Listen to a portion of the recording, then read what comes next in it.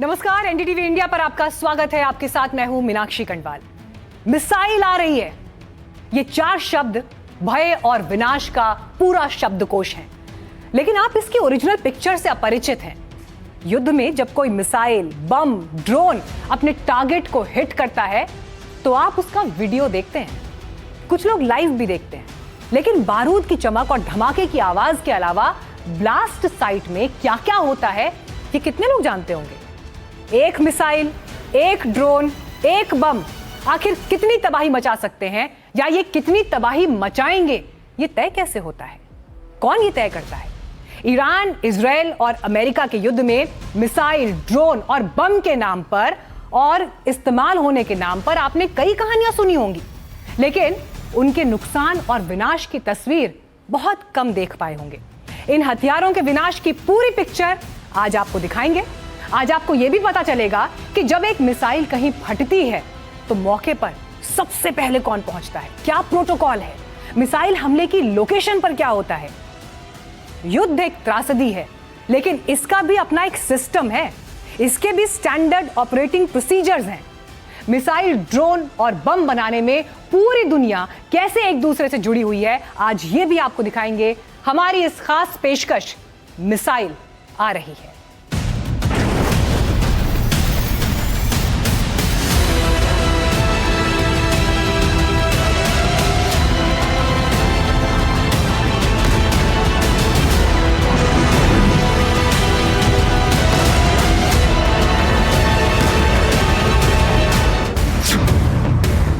Israel में Iran की ballistic missile गिरती है तो कितनी तबाही होती है।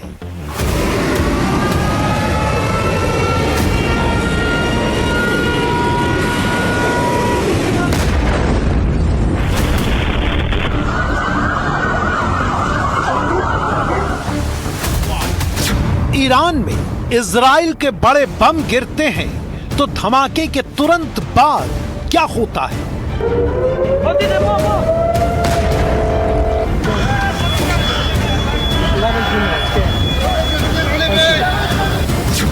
लेबनान में इजराइल की स्ट्राइक के बाद क्या होता है?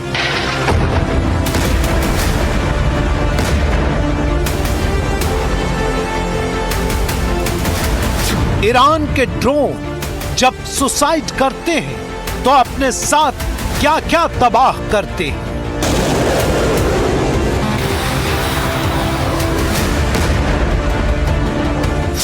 अमेरिका के भारी बम जमीन पर 200 फीट गहराई तक गड्ढा कैसे बनाते हैं?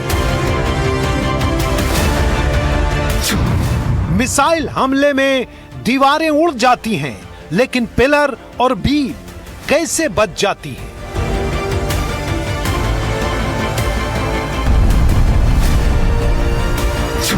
मिसाइल, बम के हमले में अगल बगल की इमारतें कैसे बच जाती हैं?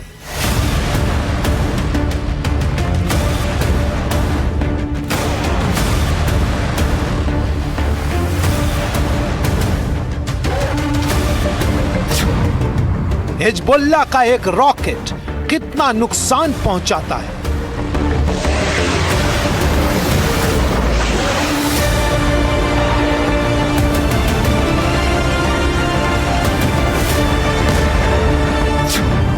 इजराइल के मरकावा टैंक का एक गोला कितना विनाश करता है?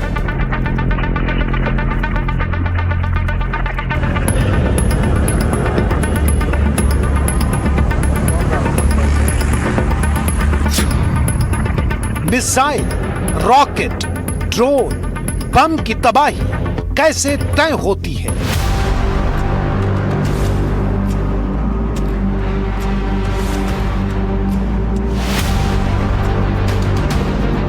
कितनी तरह की होती है मिसाइल?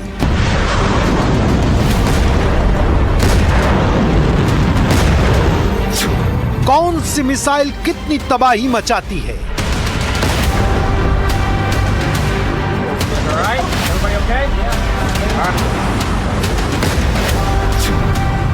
ड्रोन का बम कितना नुकसान करता है?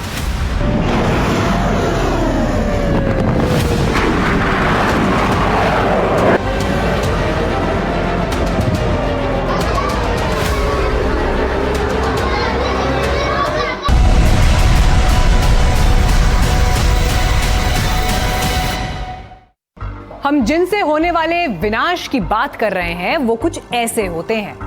बम, इसे फोड़ना पड़ता है। अक्सर ऊंचाई से गिराए जाते हैं। जमीन पर गिरने के बाद कई तरह के काम करते हैं। कुछ बम गिरते ही फट जाते हैं और कुछ गिरते हैं तो फटते हैं और फिर जमीन के भीतर 200 फीट तक घुसकर फटते हैं। आजकल बमों में उनका अपना दिमाग भी होता है, जो गिराए जाने के बाद वहीं फटते हैं जहां फटने के लिए कहा जाता है। इधर उधर बहकते नहीं हैं। इनका विनाश इनके भीतर भरे बारूद और इलाके पर निर्भर करता है। अब देखिए, ये हैं ड्रोन।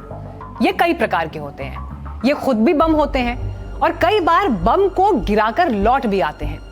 वैसे अभी सुसाइड वाले ड्रोन का दौर है। ये लंबी दूरी तक जाकर धमाका करते हैं, नष्ट हो जाते हैं, लौटने की व्यवस्था नहीं होती है। अब देखिए, ये है मिसाइल। ये विमान, जहाज या लॉन्चर से छोड़ी जाती है। इसे बैलिस्टिक और क्रूज की श्रेणी में बांटा जाता है।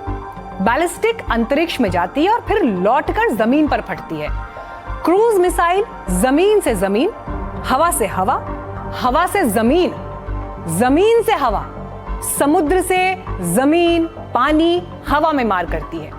विनाश का यह थिएटर हवाई अटैक का हिस्सा है। आजकल युद्ध की शुरुआत यही करते हैं।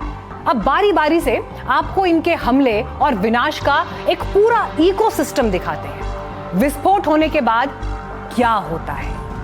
101 missiles. Missile launching capability. Ballistic missiles 4,000 kilometers.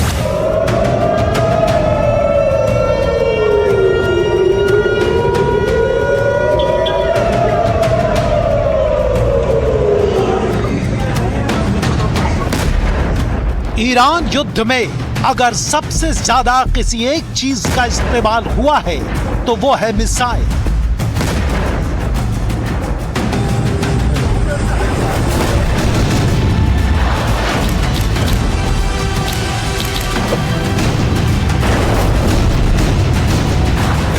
नेताओं की जुबान हो या मिलिट्री का अटैक, हर जगह मिसाइल गरजती दिखी। अमेरिका के टारगेट में ईरान की मिसाइल, ईरानी मिसाइल के टारगेट में अमेरिका।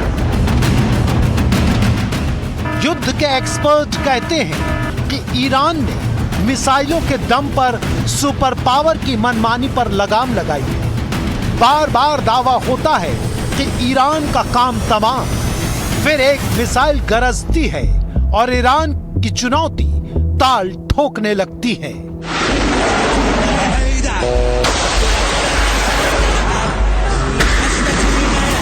किस हथियार का इस्तेमाल होना है, कब गन फायर करनी, कब रॉकेट फायर होगा, कब ड्रोन चलेगा, कब मिसाइल होगा, कब हाइपरसोनिक मिसाइल चलेगी, ये सारा कुछ डिपेंड करता है टारगेट किस तरीके का है, कितने डिस्टेंस पे है, उसको एंगेज करने के क्या क्या तरीके हैं, कौन सा बेस्ट मेथड है, कौन सा इकोनॉमिकल बेस्ट एंड जो आप रिजल्ट अचीव करना चाह रहे हैं वो किस तरीके के मिसाइल, रॉकेट या गन से अचीव होगा। इन सारी चीजों को असेस किया जाता है, टारगेट को एनालाइज किया जाता है, टारगेट का डिवीजन किया जाता है, फिर तमाम रिसोर्सेज का इस्तेमाल करके उसको स्ट्राइक किया जाता है। फ्यूचर में किस तरीके से पूरे बैटल एरिया को आप शेप करना चाहते हैं इस पर डिपेंड करता है। कैपेबिलिटी हर एक में एग्जिस्ट करती है। जो लिमिटिंग फैक्टर आता है कंटेंट ऑफ एक्सप्लोसिव, उसका प्रिसीजन स्ट्राइक और क्या रेंज है। अगर इस तरीके का होता तब भी हम मिक्स्ड ऑफ इक्विपमेंट डालते हैं, मिक्स्ड ऑफ राउंड डालते हैं। आर्टिलरी का भी गन आएगा, ड्रोन भी फायर करेगा, मिसाइल भी आएगा, जिससे कि डिफरेंट तरीके के इम्पैक्ट वहां पे क्रिएट हो। अगर एक गोले ने वो इम्पैक्ट क्रिएट करने में फेल हुआ है तो दूसरा उसकी जगह ले लेता है। रॉकेट से अगर स्प्लिंटर दूर जा रहे हैं, अगर आपको एक क्लोज सपोर्ट की जरूरत है तो उसमें आर्टिलरी गन का फायर होगा, प्रिसीजन स्ट्राइक का होगा। इस तरीके से ये एक आर्ट है। अल्टीमेटली डिपेंड करता है कि आप टारगेट को कितना डिस्ट्रॉय करना चाहते हैं। आधुनिक युद्ध क्षेत्र में विमानों की, मिसाइलों की, प्रक्षेपास्त्रों की, रॉकेटों की और हवाई बमों की बहुत बड़ी भूमिका रही है। हम इनके माध्यम से शत्रु के इलाके में दूर तक पहुंचकर हम विध्वंस कर सकते हैं। और ये चीज़ एक ऐसी क्षमता है जो कि शत्रु को एक अचानक से हमला होता है तो उसको समझने का मौका नहीं मिलता। विध्वंस काफ़ी शक्तिशाली होता है और सटीक होता है। तो ये सब चीज़ें मिल करके एक वायु युद्ध को बहुत ही अहम बना देते हैं किसी भी युद्ध के लिए, युद्ध क्षेत्र के लिए। और जिस देश के पास, जिस सेना के पास अधिक शक्तिशाली, अधिक आधुनिक ऐसे हथियार होंगे, विमान होंगे, मिसाइल होंगे या हवाई बम होंगे, उसका पलड़ा हमेशा भारी रहेगा। ब्लास्ट से जब आप देखते हैं उसमें कंटेंट कितना है, किस एंगल से हुआ है, तो उससे आप एनालिसिस अलग अलग एजेंसी, एक्सप्लोजिव से, क्वांटिटी से, स्प्लिंटर से, एरिया कवरेज से, अगर वहाँ गड्ढा होता है उस गड्ढे से आइडिया डालते हैं किस चीज़ का हुआ है। अब मिसाइल का है, मिसाइल ग्राउंड से भी फायर हो सकती है, हवाई जहाज से भी फायर हो सकती है। तो इनके इम्पैक्ट पॉइंट, गड्ढा कितना हुआ और कितने एरिया में स्प्लिंटर हुआ, उससे आइडिया हो जाता है कि कौन सा हुआ है इस्तेमाल और कितने बड़े लेवल का। क्योंकि अगर आप बड़े जहाज फेंकेंगे तो बड़ा इफेक्ट होगा, क्यों डायरेक्ट इम्पैक्ट होगा। आर्टिलरी का हैवी गन है या दूसरी गन है तो उससे आइडिया लग जाता है। ड्रोन से लिमिटेड एरिया में होगा तो कम होता है, पर ड्रोन का जल्दी पिन पॉइंट होता है, क्योंकि ड्रोन अगर ऊपर से फ्लाई करता है और वहीं गिरा देता है या क्रैश कर देता है तो ड्रोन का लिमिटेड एरिया में होता है, पर इफेक्ट बहुत ज़्यादा होता है। बेनी ब्रैक, इजराइल, ईरान की मिसाइल। 51 सेकंड के वीडियो में इजराइल पर ईरान के हमले की तस्वीर है।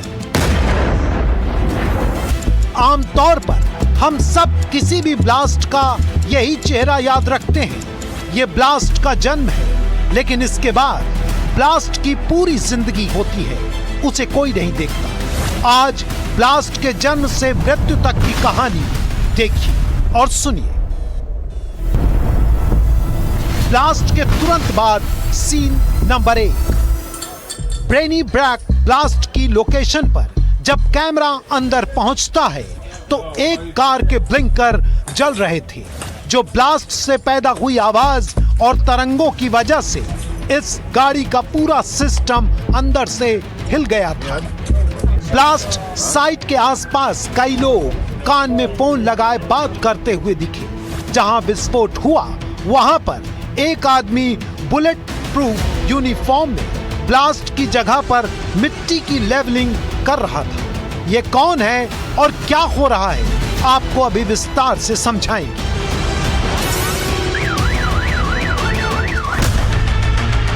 ब्लास्ट के तुरंत बाद सीन नंबर 2। ब्लास्ट की वजह से आग जल रही है, नुकसान पर छाए धुएं के बादल छट चुके हैं, चीजें दिखना शुरू हो गई।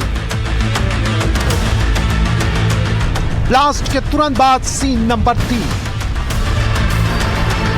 आग बुझाने के लिए पहुंचे लोगों ने खास हेलमेट पहन रखे हैं, उनकी पीठ पर सिलेंडर है।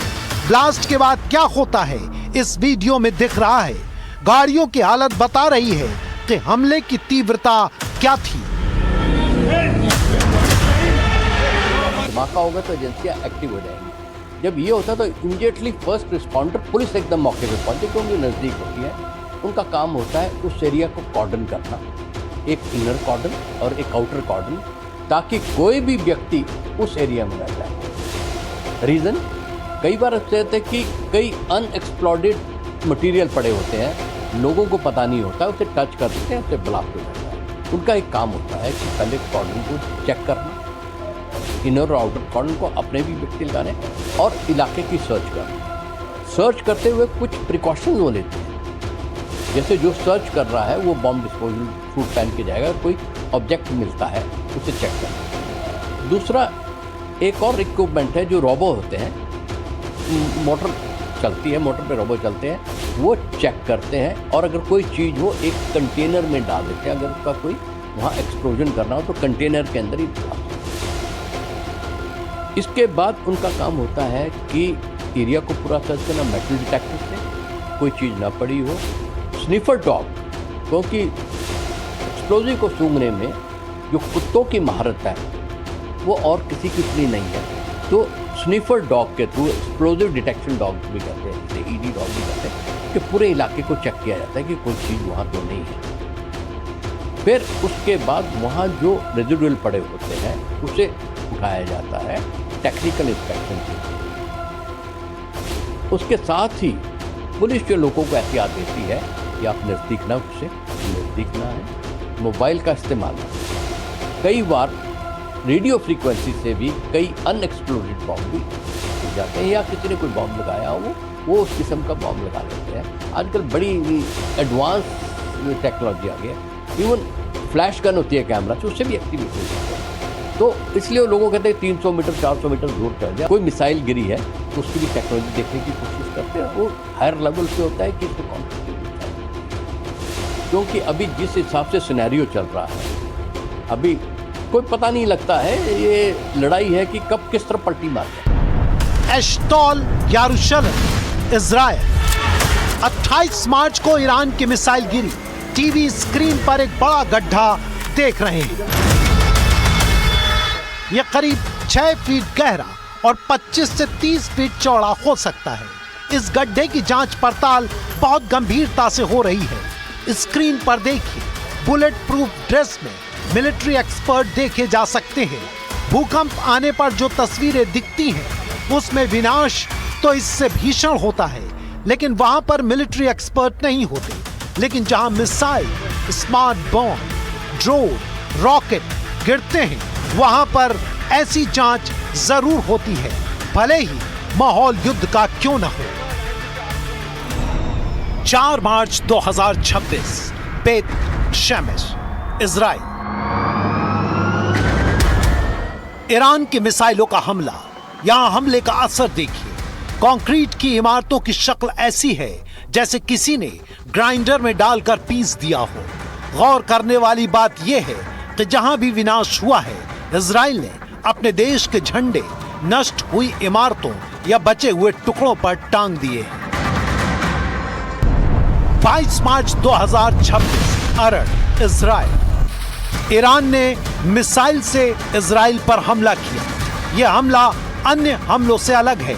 यहाँ पर रात के वक्त हमला किया गया। विनाश का विस्तार बताता है कि यहाँ पर ईरान ने अपनी कई मुंह वाली मिसाइल के साथ ज्यादा विस्फोटक वाली मिसाइल्स का भी इस्तेमाल किया है, क्योंकि पूरा इलाका नष्ट हुआ है। जमीन पर बड़े और गहरे गड्ढे बने हैं। गड्ढे के बगल में पेड़ की जड़ें दिख रही हैं। मतलब धमाका इतना गहरा है कि पेड़ सिर के बल उलट गया है।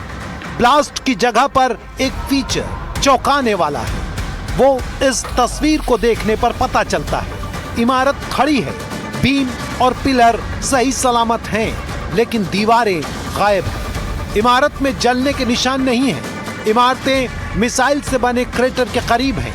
मतलब बहुत ज्यादा विस्फोटक के प्रहार से भारी धमाका हुआ है। जमीन और हवा में भूकंप जैसी तरंगे बनी होंगी, जिसकी वजह से दीवारें पर्दों की तरह कांपकर टूट गई हैं। घर के भीतर रखी चीजें उछलकर बाहर आ गई हैं। और ये पैटर्न इस रेजिडेंशियल एरिया में बहुत दूर तक दिखता है।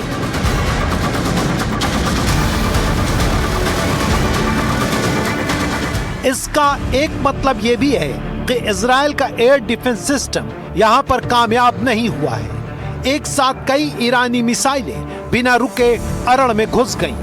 इस तरह की तबाही के लिए ऐसी मिसाइलें जिम्मेदार हो सकती हैं जिन्हें आप रात के अंधेरे में आसमान में ऐसे देखते हैं, जिसमें एक साथ जलते हुए कई बिंदु तेजी से धरती की ओर भागते नजर आते हैं।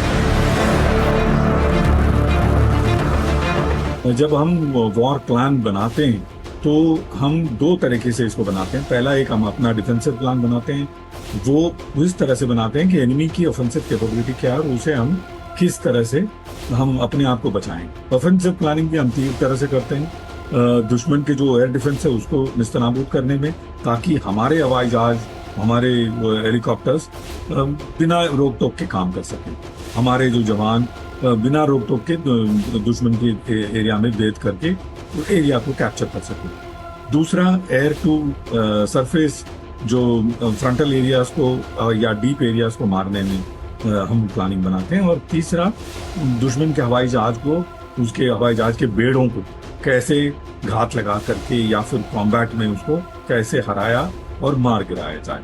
तो इस तरह की प्लानिंग बनती है जब हम वॉर प्लानिंग करते हैं दुश्मन के खिलाफ। कफर कासिम 26 मार्च। इजराइल की राजधानी तेल अवीव के नॉर्थ का इलाका। एक वीडियो सामने आता है, इसमें कॉलोनी है, सड़क खाली है, गाड़ियां सड़क के किनारे खड़ी हैं। तभी एक गाड़ी के बगल से एक महिला और एक पुरुष निकलकर तेजी से बिल्डिंग की ओर बढ़ते हैं। वो जैसे ही बिल्डिंग के भीतर पहुंचते हैं, एक मिसाइल आती है और कार की छत में घुस जाती है। कार खिलौने की तरह उछलकर जमीन पर गिरती है। लेकिन इसके बाद क्या होता है, आइए आपको दिखाते हैं। मिसाइल जिस कार पर गिरती है वो उछलती है और उल्टी होकर घर के दरवाजे के दूसरी ओर आ जाती है। कार के नीचे एक बड़ा क्रेटर यानी गड्ढा बन जाता है। ये बहुत बड़ा और गहरा नहीं है। बगल में खड़ी कार पलट जाती है। दीवार पर लगे पाइप टूट जाते हैं। यहां भी ब्लास्ट के लिए एक्सपर्ट्स देखे जा सकते हैं। कोई चीज उठाते हैं, वहां से एक तो आप देखते हैं इसका क्या असर है, दूसरा आप देखना चाहते हैं इंटेंसिटी क्या थी, जब इसके स्प्लिंटर कितने दूर तक गिरे तो इंटेंसिटी क्या थी, कितना इनके पास एक्सप्लोजिव था। उससे ये भी होता है कि लग जाए कि इनके पास आगे कितना रोक सकता है। जैसे बॉम्ब गिरते हैं, बॉम्ब कई किस्म के होते हैं, 500 पाउंड का भी हो सकता है, 200 पाउंड का भी हो सकता है। अगर ड्रोन से गिर रहा है तो छोटी कम क्वांटिटी का गिरेगा, अगर हवाई जहाज से गिरे तो बड़ी क्वांटिटी का। अगर आपका छोटी क्वांटिटी का से गिरा है और एक पर्टिकुलर एरिया में ब्लास्ट हुआ है तो उससे आइडेंटिफाई कर लेंगे कि ये इम्पैक्ट देखते हैं, नीचे से ऊपर को इम्पैक्ट हुआ या नीचे से फिर ऊपर को इम्पैक्ट हुआ है। पॉइंट ऑफ इम्पैक्ट से और डायरेक्शन से चेक करने की कोशिश करते हैं ये ड्रोन तो नहीं है। अगर बहुत बड़ा है, हवाई हमला हुआ है, अब हवाई हमला हुआ है तो उसमें ये चीज़ फिर चेक करनी थी इनका रूट कहाँ था, हमारा एयर डिफेंस सिस्टम में क्या कमी रह गई जो ये पेनिट्रेट कर पाए, और उसने कौन सा बॉम्ब गिराया है, और हमारे एयर डिफेंस में क्या कमियां थी जो आके इससे हमारे इलाके में पेनिट्रेट कर गए। चाहे मिसाइल है, हमारे पास एंटी मिसाइल सिस्टम है, S-400 है और बाकी भी है, और एंटी एयरक्राफ्ट सिस्टम है, तो उस पर भी फिर एनालिसिस होता है। फिर अपने एयर डिफेंस सिस्टम को और मजबूत करने के लिए, रीऑर्गेनाइज करने के लिए, रीसाइट करने के लिए।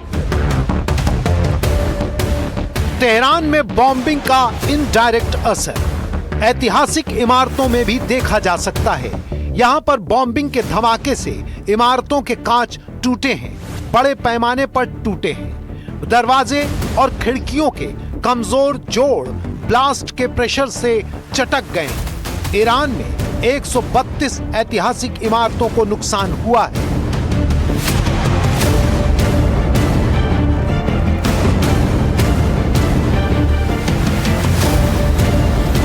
जनरली मिसाइल का अटैक सॉफ्ट टारगेट पे किया जाता है, जैसे लॉजिस्टिक इंस्टॉलेशन हुए, आपके मिलिट्री जो हार्डवेयर बनाते हैं वो हुए, आपके ऐसे ब्रिजेस जो आपकी कनेक्टिविटी प्रदान कर रहे हैं उसके ऊपर होते हैं, और जहां ट्रुप्स का कॉन्सेंट्रेशन होता है, टैंक्स का कॉन्सेंट्रेशन होता है, हार्ड किल की जरूरत होती है, वहां पे इस तरीके के मिसाइल से स्ट्राइक की जाती है। तमाम ऐसे वल्नरेबल एरिया, वल्नरेबल पॉइंट होते हैं जिसका पहले से असेसमेंट किया जाता है, और जब उस पर स्ट्राइक किया जाता है और एक के बाद एक रिपीटेड स्ट्राइक होती है, डिफरेंट टाइप के मिसाइल दागे जाते हैं जिसका कि इम्पैक्ट अलग अलग होता है। कोई पेनिट्रेट करके पड़ता है, कोई इम्पैक्ट से पड़ता है, कुछ हवा में पड़ता है, कुछ आग बरसाता है, कुछ किसी के स्प्लिंटर्स निकलते हैं, किसी के कैनिस्टर निकलते हैं। तो इस तरीके से वो दुश्मन के ऊपर जब फायर करता है तो दुश्मन का अस्तित्व खत्म होता है, उस इलाके में वो पूरी तरीके से डिस्ट्रॉय हो जाता है। इससे जिसने स्ट्राइक किया उसको बढ़त मिलती है, और ये खासियत होती है मिसाइल की। मिसाइल की एक रेंज, उसका एक डिटेक्शन, उसकी स्पीड, उसका एक्सप्लोसिव, और उसमें जिस तरीके का धमाका होता है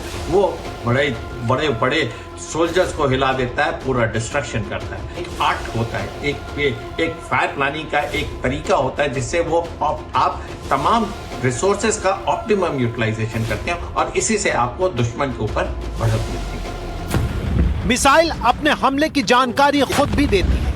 हमले से कुछ सेकंड पहले मिसाइल के आने की आवाज पहुंच जाती है। अमेरिकी सैनिक अड्डे का एक वीडियो इसकी गवाही देता है। सैनिक बेसमेंट में छिपे हैं, उन्हें मिसाइल के गिरने का इंतजार है। जैसे ही मिसाइल गिरकर फटती है, चारों ओर से आवाजें आती हैं, are you okay, are you okay.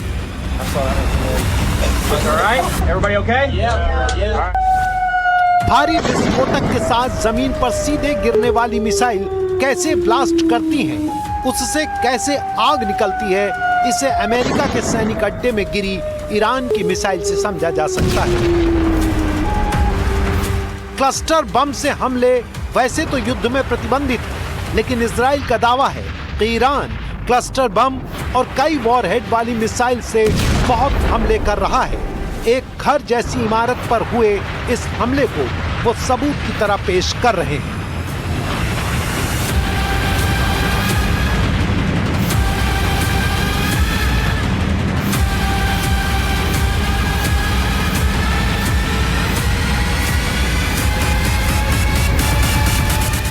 Iran की तरफ से दुश्मनों पर मिसाइल और ड्रोन दागे जा रहे हैं। इजराइल और अमेरिका ईरान पर बम और ड्रोन से हमला कर रहे हैं। आंकड़े चौंकाने वाले हैं। गिनती हर घंटे हर मिनट बढ़ रही है। मिसाइल नाम तो सुना होगा आपने, लेकिन उस मिसाइल में कहां क्या छिपा होता है, अब आपको ये बता देते हैं। मिसाइल का बाहरी हिस्सा high strength steel, aluminium alloy, carbon fibre और केवलर के कंपोजिट मटेरियल से बना होता है। सबसे ऊपरी हिस्से को कहते हैं नोज। इसमें वॉरहेड होता है। इसकी नजर लक्ष्य पर होती है। वॉरहेड भी अब देखिए 3 तरह के होते हैं, कन्वेंशनल, फ्रेगमेंटेशन, पेनिट्रेटर। तीनों की मारक क्षमता अलग अलग होती है। अब जैसा कि नाम से स्पष्ट है, फिर गाइडेंस सेक्शन होता है जिसमें कंप्यूटर, सेंसर और जीपीएस होते हैं जो दिशा और मार्ग तय करने में मदद करते हैं। सॉलिड या लिक्विड फ्यूल वाला प्रोपल्शन सेगमेंट होता है। यह उड़ान और थ्रस्ट के लिए जिम्मेदार होता है। नीचे के हिस्से में इलेक्ट्रॉनिक्स होते हैं, बैटरी और सर्किट वगैरह ये सब होते हैं। फिन्स जो कि दिशा बदलने में मदद करते हैं। मिसाइल गति और मारक दूरी के आधार पर कई तरह की होती है, शॉर्ट, मीडियम, इंटरमीडिएट और intercontinental ballistic missile. Ballistic missile अंतरिक्ष में जाती है और फिर लौटकर धरती पर हमला करती है। क्रूज मिसाइल सामान्य तौर पर जल, जमीन और आकाश के बीच में ही ट्रैवल करती है। बिना जमीन पर उतरे युद्ध लड़ने का यह सिस्टम अटैक करता है और दुश्मन के अटैक को रोकता भी है। आइए अब आगे बढ़ते हैं और विनाश के विभिन्न अवतारों का रियलिटी टेस्ट देखते हैं। April, Isfahan, Iran. पाकिस्तान के सरकारी हेडक्वार्टर पर हमले का वीडियो है। इसमें आग और धुएं का आकार बता रहा है कि किसी बड़े बम का इस्तेमाल किया गया है। इसके बारे में यह भी दावा किया गया कि यह ईरान का हथियार स्टोर जिसमें मिसाइल या बम रखे थे।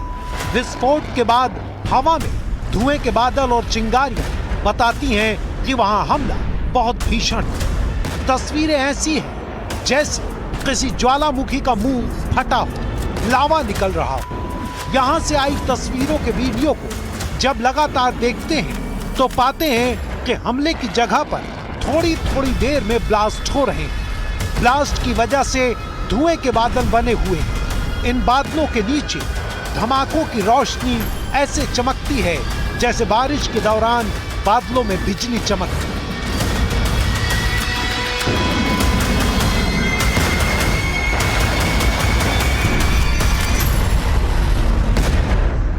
दूर सड़क से लिए गए वीडियो में विस्फोट की जगह से ऊपर चिंगारियां लगातार चमकती हुई दिख रही हैं। चिंगारियों के पास से धुआं भी उठ रहा है।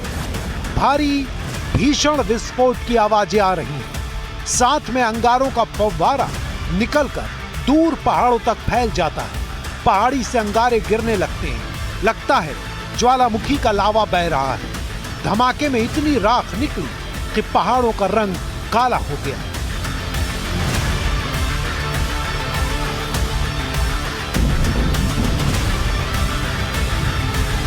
मिसाइल में कौन सा एक्सप्लोसिव किस क्वांटिटी में और किस क्वालिटी का इस्तेमाल होगा, यह सारा कुछ डिपेंड करता है उसका पर्पस क्या है, किस पर्पस के लिए यह मिसाइल बनाया गया। हाइपरसोनिक है, सुपरसोनिक है, बैलिस्टिक मिसाइल है, कन्वेंशनल मिसाइल है। इन सारी चीजों को मद्देनजर रखते हुए साथ में उसका साइज कितने उसकी बॉडी को कितना स्ट्रांग करना है, उसके आउटर वॉल कितने स्ट्रांग होंगे, उसके अंदर एक्सप्लोसिव कितना भरा जा सकता है, और सारा कुछ डिपेंड करता है एरोडायनेमिक्स पे। जब वो हवा में जाएगा, जिस रेंज को अचीव करना चाह रहा है और जिस तरीके का प्रोपल्शन सिस्टम उसको चाहिए, क्या वो रेंज अचीव कर पा रहा है? अगर उस रेंज को अचीव करने के लिए जो थ्रस्ट है, क्या उसके अंदर इस तरीके का अगर एक्सप्लोसिव डालते हैं तो क्या वो सस्टेन करेगा? ऐसा तो नहीं कहीं वो प्रीमेच्योर बस्ट कर जाए। तो इन सारी चीजों को मद्देनजर रखा जाता है और इसका बड़ा फाइन मिक्स निकाला जाता है। कुछ रगडाइज एक्सप्लोसिव होते हैं, कुछ हाईली सेंसिटिव एक्सप्लोसिव होते हैं। तो किस तरीके का रॉकेट किस पर्पस के लिए और किस मेथड से इसको प्रोपेल्ड किया जा रहा है, किस तरीके से इसको लॉन्च किया जा रहा है, इस पर डिपेंड करता है।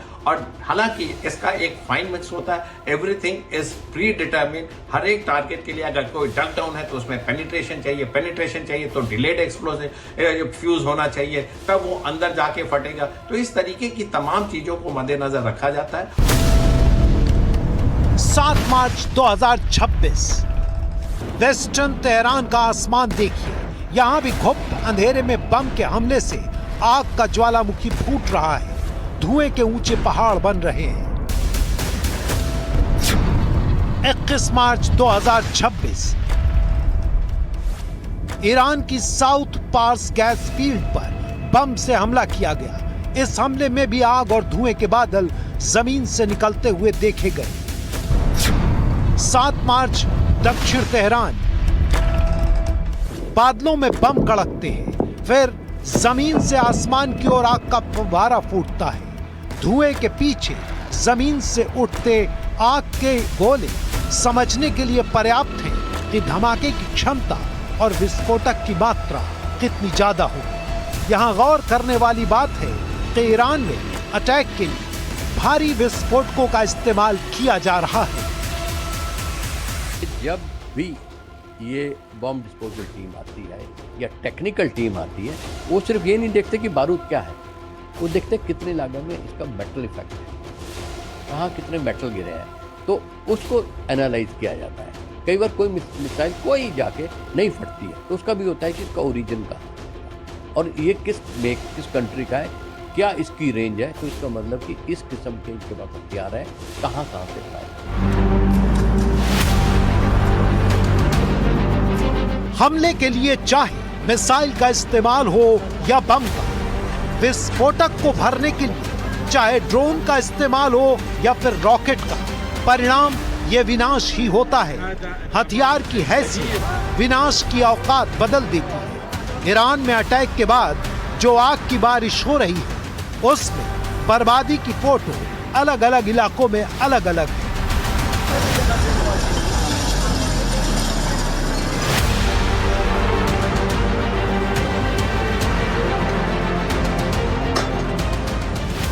जहां प्रिसाइज तरीके से मिसाइल का हमला होता है, वहां विनाश उसी जगह तक सीमित होता है। सटीक हमले में हैरान करने वाली इमारतें दिखती हैं। पूरी बिल्डिंग खड़ी है, बस एक हिस्से को उड़ा दिया, ऐसे जैसे किसी ने ऑपरेशन थिएटर में लिटाकर शरीर का एक हिस्सा काट दिया हो। लेकिन जहां पर बड़े बम मारे जाते हैं, वहां विनाश का दायरा भी बढ़ जाता है। देखिए, एक जमाना हुआ करता था जब प्रिपॉन्डरेंस ऑफ फायर किया जाता था। टारगेट पे इतने फायरिंग कर दो कि गोला कहीं भी गिरे वो बर्बादी करे।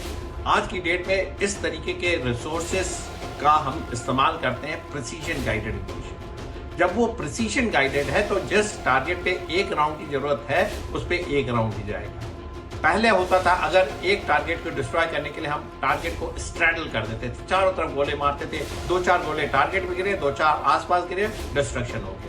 अब वो जमाने खत्म हो गए क्योंकि उसमें लॉन्ग सप्लाई चेन, रिप्लेनिशमेंट और एमिशन, तमाम तरीके की मैन पावर का कमिटमेंट होता था। अब होता है सेंसर लगा दिया आपने, उसके जो कोऑर्डिनेट है, जो ग्रिड रेफरेंस है, जहां पे आपने टारगेट को लोकेट किया, उसकी एक्यूरेसी हाई हो गया और साथ में उसका गाइडेंस सिस्टम आपने इनकॉर्पोरेट कर दिया। लिहाजा एक मिसाइल एक टारगेट को हिट करता और प्रिसीजन के साथ उसी लूप होल में, उसी बंकर में, उसी 5x5 मीटर पे या 1x1 मीटर पे वो जाके लैंड करता और डिस्ट्रॉय करता है। तो ये खासियत होती है प्रिसीजन स्ट्राइक की। सैटेलाइट से आपको इमेजरी मिलती है, तमाम डेटा होते हैं, आपको फ्लाइट कंट्रोल कर सकते हो उस मिसाइल का, उस रॉकेट का, उस राउंड का, और अल्टीमेटली वो जो 10 राउंड जिसको अचीव करते हैं तो उसको आप 1 या 2 राउंड से अचीव कर सकते हैं। वो मिसाइल और रॉकेट एक प्री निर्धारित टारगेट पे जाकर के अटैक करती हैं, पहली बात। और दूसरी बात, मिसाइल काफ़ी महंगी होती हैं और रिप्लेनिश वॉर के दौरान करने में हमें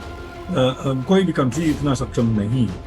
तो मिसाइल्स जब बनाते हैं हम एक टारगेट प्लानिंग के अनुसार बनाते हैं और वेपन टू टारगेट मैचिंग कहते हैं उसको। तो एक एक मिसाइल जो है ऑलरेडी किसी एक टारगेट पे मैच ही होता है, लेकिन ड्रोन एक ऐसा तुरुक्का बता है जिसको आप जब मर्जी दाग सकते हैं। ऐसी मनहूस और निराशा से भरी तबाही की तस्वीरों के बीच एक बात समझ नहीं आती कि जहां भी बम मिसाइल से विनाश होता है वहां पर देश के झंडे लगा दिए जाते हैं। निश्चित तौर पर जिसका घर उजड़ा है उसके पास तो देश का झंडा खोजने की फुर्सत नहीं होती होगी। ऐसी स्थिति में तबाही के सिर पर देश की शान का झंडा कौन लहराता है? लड़ाई के हालात में as per the war book civil defence की जिम्मेवारी होती है लड़ाई के दौरान हर प्रकार की तैयारी करना, पूरी कम्युनिटी को उसके बारे में उजागर करना, उनका ट्रेनिंग कराना और मॉक ड्रिल कराना। तो अभी अगर कोई बड़ा धमाका हो गया कहीं पर, अगर वो वॉर रिलेटेड है, अगर मान लीजिए दुश्मन का कोई बम आके गिरा है, तो सबसे पहले तो क्या है उस एरिया को कॉर्डन कर दिया जाता है ताकि और कोई बाहर का सिविलियन उस इलाके के अंदर ना चला जाए। और ऐसा भी कई बार होता है कि जो बम होता है उसके साथ में कोई बम एक्सप्लोड होते हैं, कोई बम एक्सप्लोड नहीं होते हैं, तो एरिया को कॉर्डन ऑफ किया जाता है। बॉम्ब डिस्पोजल टीम्स आके चेक करती हैं, अगर कोई लोग वहाँ दब गए हैं, मारे गए हैं, उनका सर्च एंड रेस्क्यू ऑपरेशन चलता है। और अगर उनको ज़्यादा मदद चाहिए तो फिर नेशनल डिजास्टर रिस्पांस फोर्स की मदद ले सकते हैं। उनके पास हैवी इक्विपमेंट होता है किसी भी बिल्डिंग के अंदर दबे हुए लोगों को निकालने के लिए। ब्लास्ट के तुरंत बाद राहत के लिए कई तरह की टीम पहुंचती हैं। रेस्क्यू के लिए आने वाले डॉग स्क्वाड के साथ आते हैं। वो मौके पर पहुंचते ही अपने स्निफर डॉग्स की चेन खोल देते हैं। कुत्ते फौरन मौत के तांडव में जिंदगी की खोज शुरू कर देते हैं। इस दौरान जिंदा लोग भी मिल जाते हैं। आपकी स्क्रीन पर जो तस्वीरें हैं उनमें लकड़ी और सीमेंट के बीच में एक जिंदा आदमी का सिर है। उसके हाथ हिल रहे हैं। एक एक करके सामान हटाकर उसके रेस्क्यू की कोशिश की जाती है।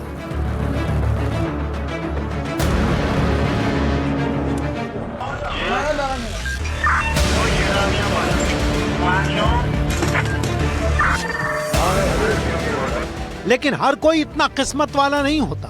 अक्सर लोगों के शव निकालने पड़ते हैं। उसमें इतनी मशक्कत होती है कि दुख और बड़ा हो जाता है। सड़क की सफाई वाले दल पहुंचते हैं, डॉक्टर पहुंचते हैं, फायर फाइटर्स पहुंचते हैं, धूल दबाने के लिए पानी का छिड़काव करने वाले पहुंचते हैं। जहां बिल्डिंग बड़ी होती है वहां मलबा हटाने के लिए बड़े बड़े बुलडोजरों का इस्तेमाल किया जाता है। ये दृश्य इतने खौफनाक होते हैं कि दिल दहल जाता है।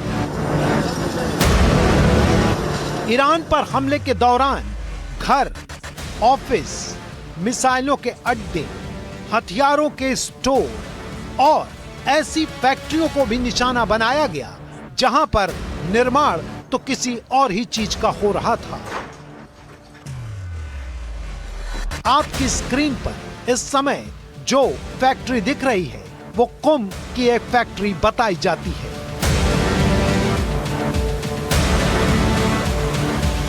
वार्निंग आता है, रडार पकड़ते हैं कि भाई कोई मिसाइल आने वाली है, सायरन बोलते हैं और लोगों को बताया जाता है कि आप अपने सेफ एरिया में चले जाएं।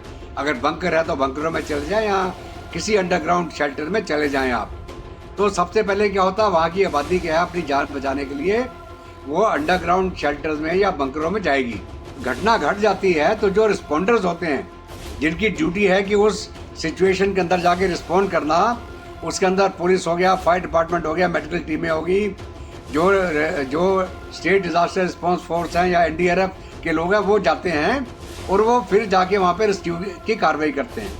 लेकिन जंग की हालत में ये भी होता है कि अगर एक हमला हुआ तो उस हमले के बाद दूसरा हमला भी आ सकता है। तो ये सारी चीज़ें मद्देनजर रख के तभी आप रिस्पॉन्ड करते हैं। और एकदम नहीं भाग पड़ते आपकी कोई घटना घट जाए, जब तक कि ऐसी सिचुएशन ना हो कि उस बिल्डिंग के अंदर लोग फंसे हों, यहाँ आग लगी हो, उनको आपको जान को बचाना है उनको। लेकिन अगर वार्निंग के दौरान लोग सेफ्टी में चले गए, उसके बाद तो बिल्डिंग की आग को बढ़ने से रोकना है ताकि और नुकसान ना हो उसका। तो ये प्रोटोकॉल फॉलो किया जाता है। ईरान के पोस्ट अटैक रेस्क्यू में हर जगह लाल और सफेद कपड़ों में खास दल दिखाई देता है। इसका नाम है रेड क्रिसेंट। ये जिंदगी बचाते हैं। दुख में डूबे लोगों के कंधे पर हाथ रखते हैं। मुश्किल से मुश्किल हालात में फौरन जिंदगी बचाने के काम में लग जाते हैं। ये पूरी तरह से ट्रेन्ड लोग होते हैं। इनके पास रेस्क्यू के लिए डॉग्स वगैरह सब होते हैं। स्थिति और जरूरत के मुताबिक इनकी क्षमताएं होती हैं और ये उसका इस्तेमाल करते हैं। ईरान में कहीं भी मदद की जरूरत होती है तो ये लोग फौरन पहुंच जाते हैं।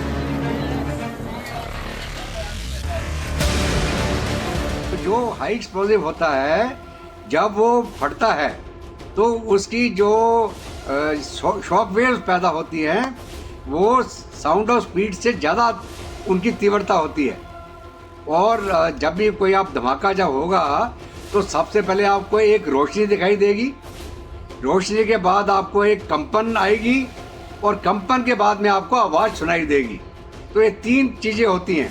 तो ये किस प्रकार का एक्सप्लोजिव था, क्या वो हाई एक्सप्लोजिव था या लो एक्सप्लोजिव था, उसकी इंटेंसिटी कितनी थी। ये एक एक्वेस्टिक मीटर होता है, उसके अंदर कितने डेसिबल का एक आवाज़ उसने कैप्चर करी, उससे पता चलता कि वो क्या 1 किलो का बम था, 10 किलो का बम था, 100 किलो का बम था। मोबाइल फ़ोन के अंदर आप वो ऐप अगर डाउनलोड कर दें और वो मोबाइल फ़ोन आप जगह जगह पे रख दें, तो वो ऐप क्या वो रिकॉर्ड करेगा कि कितना धमाका था, कितनी उसकी इंटेंसिटी थी और कितनी तीव्रता थी। आपकी स्क्रीन पर एक मिसाइल पड़ी है। इसके बारे में दावा है कि इसे इंटरसेप्ट किया गया है, जिसकी तस्वीरें अभी आपने देखी। ये जहां गिरी है उस जगह का नाम है West Bank. West Bank Israel के अंदर फिलिस्तीनियों के लिए क्लासिफाइड एक जगह है। इस मिसाइल के भीतर कुछ नहीं, बस कवर यहाँ पड़ा है। इसका रेस्क्यू एक बड़ी चुनौती। ऐसे भटके हुए बिना फटे हथियार बड़ा खतरा होते हैं। अभी भी दूसरे विश्व युद्ध के बिना फटे बम दुनिया में यहाँ वहाँ मिलते रहते हैं। वैसे तो मिसाइल बहुत चमकती हुई दिखाई देती है, लेकिन फायर होने के बाद उसका रंग रूप भी मौत की तरह ही काला हो जाता है। युद्ध के बीच में ईरान की मिसाइल और ड्रोन की बहुत चर्चा है। चर्चा केवल इसलिए नहीं है कि वो महाशक्तियों के दांत खट्टे कर रहा है। चर्चा इसलिए है कि इतने कड़े प्रतिबंध हैं, इतने सालों से प्रतिबंध हैं, फिर भी ईरान का मिसाइल कार्यक्रम कैसे चल रहा है। ईरान युद्ध के बीच में भी मिसाइल्स आखिर कैसे बना रहा है, ड्रोन कैसे बना रहा है। इस पर एक थ्योरी है। दावा किया जाता है कि ईरान की मिसाइल्स के भीतर चीन और रूस का बारूद है और इसे भरने का काम करता है नॉर्थ कोरिया। दावा किया जाता है कि चीन ने पेट्रोलियम के बदले चीन को वो तकनीक दी है जो दुनिया में अच्छे अच्छे देशों के पास नहीं है। रूस ने अमेरिका से दुश्मनी के खिलाफ ईरान को मोहरा बनाया, क्योंकि दोनों सामने नहीं आना चाहते, इसीलिए मिसाइल की तकनीक और विज्ञान नॉर्थ कोरिया के साइंटिस्ट की मदद से ईरान पहुंचाया जाता है। ईरान में चीन, रूस और नॉर्थ कोरिया मिलकर ईरान की मिसाइल बना रहे हैं, ड्रोन बना रहे हैं। सवाल उठता है, फिर पैसा कहां से आता है? इस पर दावा है कि ईरान पेट्रोलियम का अवैध कारोबार करता है, इसकी कमाई चीन और नॉर्थ कोरिया को दी जाती है। यह बात अमेरिका जानता है और इसीलिए जैसे ही अमेरिका को बात हाथ से निकलती दिखी, वो बम लेकर ईरान के घर में घुस गया। इससे पहले ग्रीनलैंड, वेनेजुएला में भी यही हुआ। चीन रूस की नजदीकी बढ़ते ही अमेरिका ने उन्हें घेर लिया। इसका मतलब यह है कि हर उस जगह पर युद्ध होगा जहां चीन और रूस अमेरिका या उसके डॉलर को कमजोर करने की कोशिश करेंगे। बेरूत, लेबनान की एक इमारत पर बम से हमला हुआ। इजराइल ने पहले बिल्डिंग खाली करने का आदेश दिया और फिर लड़ाकू विमान से एयर स्ट्राइक की। यह है वो जगह जहां रात को ये अटैक हुए, कहीं मिसाइल अटैक हुए, ये देख सकते हैं आप। यह है इस जगह पे अटैक हुए। मैं आपको दिखाऊं कि कितने क्रेटर और जिससे लग रहा है कितने मिसाइल हैं। यहाँ कहते हैं कि 15 कारें पार्क थी, उन कारों पे अटैक हुआ। ये देख लीजिए, एक मिसाइल यहाँ पे गिरा है, ये देख लीजिए, इस पे गिरा है ये मिसाइल एक। उसके बाद एक और मिसाइल यहाँ गिरा है, ये देख लीजिए, यहाँ पूरा है। और उसके बाद एक और मिसाइल जिसकी निशानी यहाँ है, ये देख लीजिए, यहाँ गिरा है। कारें, बड़ी बड़ी जो कारें हैं, ये देख लीजिए उनकी क्या हालत है, कारों की क्या हालत, रकेज पूरा जैसे उनका जो लोहा था वो भी सब कुछ जला है, स्टील वो भी जली है। पेपा टिकवा।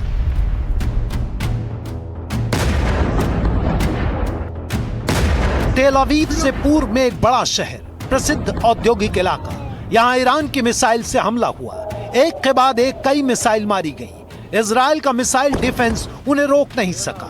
जहां मिसाइल गिरी वहां पर एक बड़ा गड्ढा बन गया। मिसाइल में 400 किलोग्राम का वॉरहेड लगा था।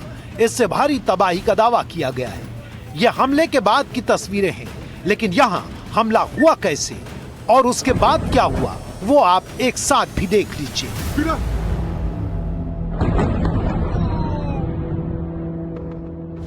जो मेरे पीछे आप ये जो गड्ढा देख रहे हैं, ये अब से कुछ देर पहले जो अमेरिका और हिंदुस्तान की जो एम्बेसी है उसके बीच में, बिल्कुल बीच फ्रंट का जो प्रोमेनाड है उसके सामने एक मिसाइल को इंटरसेप्ट करते वक्त यहाँ पर डेबरी यानी कि जो उसके हिस्से हैं वो गिरे। इजराइल में युद्ध के लड़ने का तरीका सबको आता है। मिसाइल अलर्ट आते ही लोग जहां भी हो वहां सुरक्षा के कदम उठाते हैं। हमारे कैमरे ने एक ऐसे ही परिवार की कोशिश को देखा। सबने अपने चेहरे और सिर को छिपा लिया। माँ बाप ने बच्चों को अपने शरीर के नीचे घेर लिया। जैसे ही खतरा टला, परिवार फिर आगे बढ़ने के लिए तैयार हो गया। इजराइल में युद्ध के घाव छिपाने का पूरा एक सिस्टम काम करता है। धमाका होते ही वो सिस्टम फौरन एक्टिव हो जाता है। इस वक्त मैं जहां खड़ा हूं वहां पर एक हफ्ते पहले एक बड़ा गड्ढा था, और वो गड्ढा था ईरान के एक मिसाइल अटैक का। यहां पर डायरेक्ट इम्पैक्ट हुआ। दिमोना शहर में मैं हूं, ये नेगेव बॉर्डर पे, नेगेव डेजर्ट में पड़ता है, रेगिस्तान में, और यहां पर ज़बरदस्त तबाही हुई। ये इसलिए भी ज़रूरी एक शहर है, एक जगह है, क्योंकि यहाँ पर अब तक के जो युद्ध हुआ है दूसरा सबसे बड़ा नुकसान जो इजराइल को झेलना पड़ा। करीब 60 से ऊपर लोगों की यहाँ पर चोट लगी और वो घायल हुए, उन्हें अस्पतालों में लेके जाया गया। और यहाँ पर ये जो मैं आपको दिखाऊं, करीब 500 से ज़्यादा लोग ऐसे हैं जिनके घर तबाह हो गए। मोजेस हमें मिले हैं जो हिंदुस्तान से हैं, भारत से यहाँ पर 50 साल पहले आए थे आप मोजेस? मेरे माँ बाप के मेरे को लेके आए। हाँ। 50 साल पहले। भारत में कहाँ रहते थे आप? मुंबई, महाराष्ट्र, मुंबई में। पहला नहीं, दूसरा नहीं, सेकंड, थर्ड, फोर्थ। वो आपका घर है? वो मेरा घर है। वो तो पूरा टूट गया है। पूरा टूट गया है, पूरा सलोन सब उड़ गया। स्टेरियो, फ्रिज, डोर है वो स्टील डोर, हाँ। वो पूरा उड़ गया और फ्रिज के पास गिरा। मेन डोर हाँ। उड़ गया। मैं खोली में था, अंदर था, हाँ। अंदर के खोली में था। तो आप थे जब यहाँ पे अटैक हुआ? घर के अंदर थे आप? मैं अंदर था। मैं आपको इस वक्त दिखाना चाहता हूँ। मिसाइल अलर्ट नागरिकों के फोन पर आता है, फिर सायरन बजता है। जैसे ही सायरन बंद होता है, अटैक होता है। इतने समय में लोगों को अपने इलाके के अंडरग्राउंड बंकर्स में पहुंचना पड़ता है। तो बाकी मुल्कों के मुकाबले में काफी यहाँ पे शांति है, काफी यहाँ पे पीसफुल एटमॉस्फेयर है। लेकिन इस समय यहाँ पे देखिए, ये जो आवाज आ रही है, आवाज का मतलब है कि आप अलर्ट रहिए, आप अपने अपने शेल्टर हाउस की तरफ चले जाइए, सेफर जगह पे रहिए, आप बिल्कुल बाहर ना रहिए। तो यहाँ पे भी इस समय देखिए आपको आवाज सुनाई दे रही है।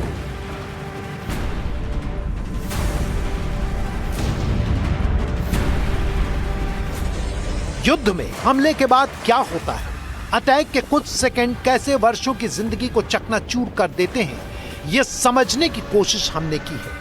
आपको ये बताने की कोशिश की है कि धमाके और उसकी आग वाली चमक के पीछे छिपी तबाही कैसी होती है। जब बम फटते हैं तो आम आदमी की स्थिति कैसी होती है। बम के बारूद से ज्यादा उसकी धमक और आवाज से कितने लोग तबाह होते हैं। निश्चित तौर पर कोई आदमी ऐसी जिंदगी का सामना नहीं करना चाहता है, लेकिन फिर भी नेता, सरकार और राष्ट्र उन्हीं लोगों की भलाई के नाम पर युद्ध लड़ते हैं। इस युद्ध में भी अमेरिका, इजराइल और ईरान के पास अपने नागरिकों की भलाई के दावे हैं। अमेरिका की रणनीति में एक बात बड़ी पुरानी है, सरकार किसी की भी रहे, नीति नहीं बदलती। अमेरिका मानता है कि अगर एशिया को नियंत्रण में रखना है तो हॉर्मुज का रिमोट अपने हाथ में रखना होगा, क्योंकि एशिया की एनर्जी जरूरतों का बड़ा हिस्सा हॉर्मुज से आता है। चीन की पेट्रोलियम जरूरत का 80% हॉर्मुज से आता है। इसीलिए चीन चाहता है कि वहां का कंट्रोल उसके पास रहे, जबकि अमेरिका ऐसा नहीं चाहता। नतीजा है युद्ध। अभी के लिए इतना ही, लेकिन आगे ताजा खबरों के लिए भी देखते रहिए एनडीटीवी इंडिया।